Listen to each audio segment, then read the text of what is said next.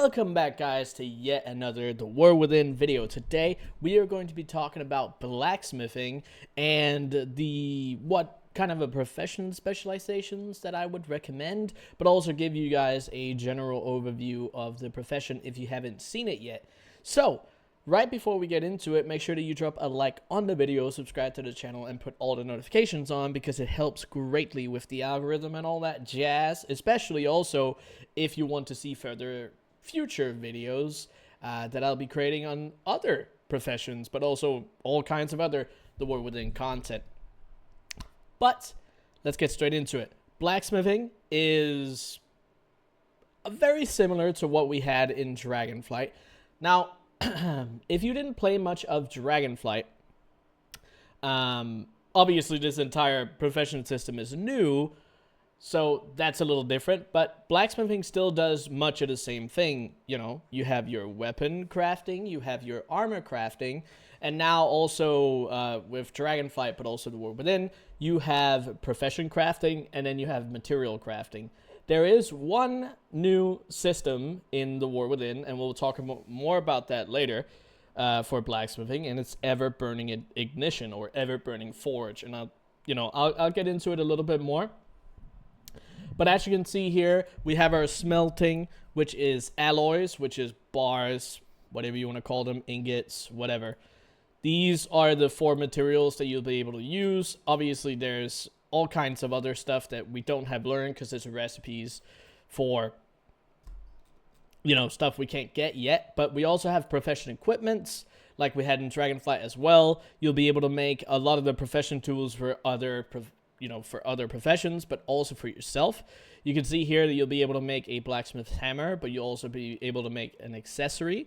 And then you have the green versions as well, and you have, we used to have an epic version of a hammer, but this is just repairing. So not entirely the same thing. So it doesn't look like we're getting that this time around, but still being able to make two of your own profession gear is really nice. And then you have your weapons. You have your, obviously, epic versions that require sparks, which is PvE or PvP related content. Same thing here. And then we have our, rare ones, our blue ones, and then we also have green versions.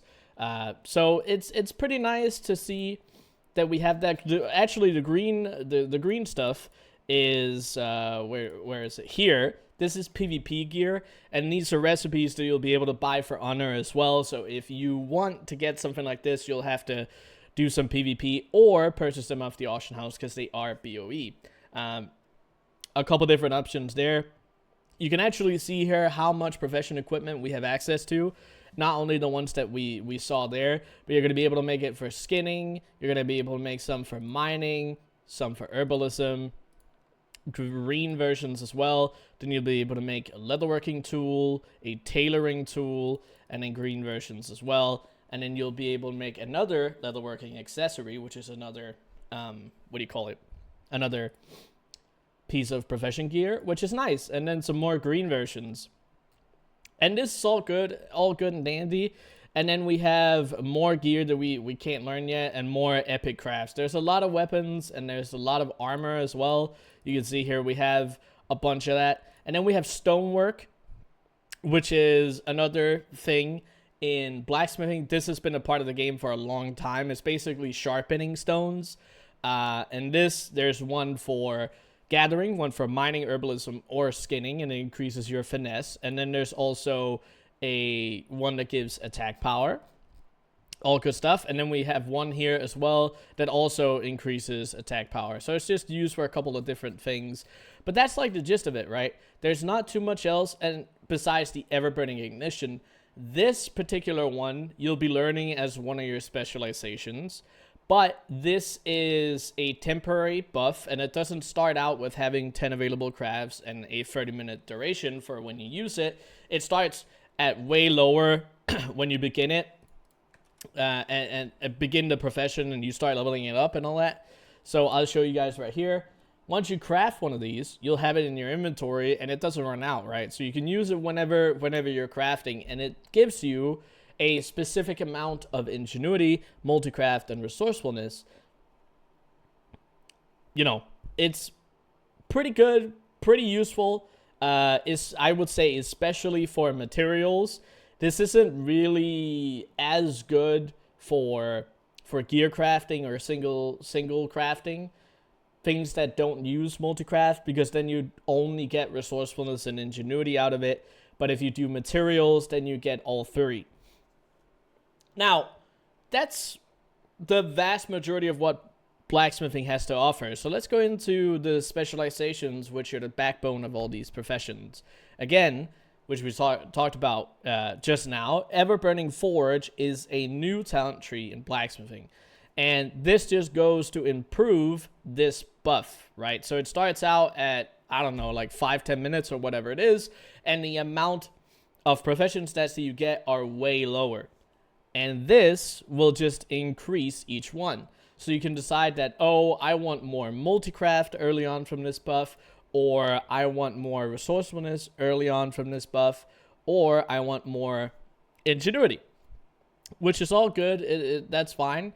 And then this here, this main area, this main build, will give you extra charges. So you start at 5, I think it is, and you get all the way up to 10, which is good, and that's fine. And you do not have Everburning Ignition unless you actually learn this particular tree. So if you don't pick this, you won't have it. But it's also not, at least in my opinion, and it'll make more sense in a second, it doesn't seem like it's worth it, at least early on, to pick this and actually put points into it. For very specific builds, it might still be worth it to at least learn this profession tree, but I'll get into that. We also have means of production, and this is for profession equipment, consumable items, and alloys, right? So in here, this is where you would start if you want to craft materials, intermediate materials only, which is all the alloys. That's where you would go. You would go for means of production here, and then you'll go over to these three. Well, frameworks, not so much. You can also get into frameworks, but if you want to go for the alloys only, then that's fine too. Frameworks are finishing reagents, which are a little different, but they are also used in a lot of the stuff that you craft, because you'll be able to use it on your materials as well. So that's why this is also important to go into, because you learn being able to make these finishing reagents. So I would probably go ahead and, start here at means of productions fortuitous forges. These are fun names, and this is where you would go, right? And you would get multicraft, you will get frameworks, you get more sub-specializations, and then you go into alloys. And this is where you would learn some of them. You learn how to make the sanctified alloys here. And then you also learn how to use finishing reagents when you're actually crafting the materials. So that's where you would go. Down here is if you want to go for the stonework. And the stonework, again, is going to be your your sharpening stones, if that's what you want to call them, the OG way. And these two options are whether you want to go for the weapon side or you want to go for the profession tool side, which is completely up to you. But that also kind of goes into over here on the left side, which is tools of the trade. And tools of the trade is specifically for profession equipment. If you go down here, you'll be able to make better profession accessories. And over here, you'll be able to make better tools. So you just have to say, okay, well, maybe I just want to make both, and I pour all of my energy into that.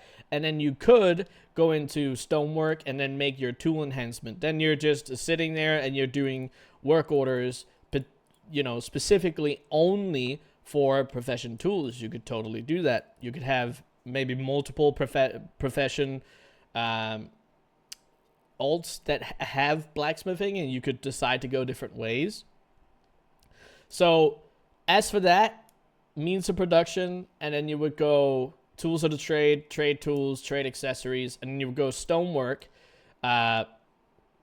to get into tool enhancement, and then you're fully focused into profession gear, and that's where you would go. Weapon stones are also good, but this you know, that's like a very niche thing. I don't really think it's worth putting any energy into this unless you really care about all the consumables and also the materials. Then this entire page is for you.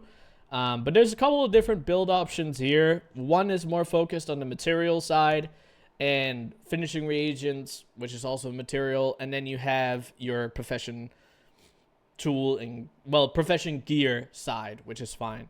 And then this is put in simple terms. We have weaponsmithing and armor smithing. This is just you making a decision early on. Okay, well, do I want to go into weapons or do I want to go into armor? And that is something that you're going to have to decide on your own, because every single server will have different amounts of competition and different amounts of people that go for, well, maybe they go for blades, short blades, long blades, or hafted, you know, pole arms and axes or maces, or they go into armor smithing and they go into all of these. You can decide, okay, well, I want to go into weapons only, or I want to go over here and I want to craft, you know, gloves and bracers and belts, or I want to craft boots and shoulders and helmets, or whatever it is. But this is all dependent on what you could say, like BOE, well, not BOE, best in slot list comes from world first raiders and like top of the line players, which most people were going to, you know, I guess follow, especially also when places like Wowhead come out with lists like that. Then there's going to be a lot of people that follow that. And if you see, okay, well, most people are probably going to go into weaponsmithing, then you could say, okay, well, instead, I'm going to go into armor smithing and find yourself like an untapped market, which is not a bad idea. But again, this is just me trying to point out the fact that you can't really say, oh, well, this is going to be the best build or this is going to be the best build, because it's hard to say before the new season is out, right? Before people show you what kind of gear that they actually want crafted. So you're going to have to wait a little bit. You're going to have to do your own research on what people are looking for. But what I can say based on Dragonflight is no matter what you do, everyone will want at least one of these, right? Some of them are probably going to have more demand than others, but every single piece of crafted gear is going to be crafted, right? The best in slot list will take, you know, most of the demand, but there's a lot of people that collect these for set purposes as well. And not everyone wants the top of the line, the best of the best with the highest eye level and all of that. So just keep that in mind.